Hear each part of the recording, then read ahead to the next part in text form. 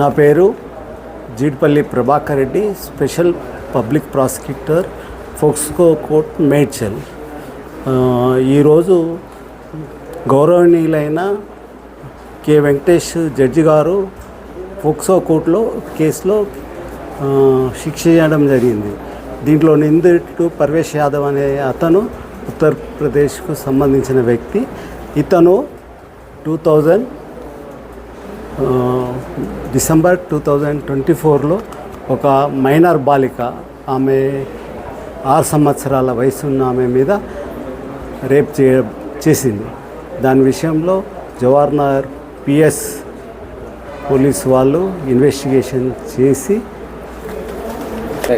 శ్రీనివాస్ గారు detective sub inspector investigation చేసి chargesheet వేయడం జరిగింది. దీంట్లో త్వరలో, అంటే అతి తొందరగా ట్రయల్ కండక్ట్ చేసి నిందితునికి శిక్ష వేయబడింది. ఆ శిక్ష ఏమనగా 20 సంవత్సరాల జైలు శిక్ష, 10,000 జుర్మానా, బాధితురాలికి 2 లక్షల సాయం చేయాలని ఆర్డర్ ఇవ్వడం జరిగింది. దాన్ని ఇమీడియట్గా అమలు చేయడం జరుగుతుంది. నిందితుని ఆల్రెడీ జైలు కూడా పంపించడం జరిగింది.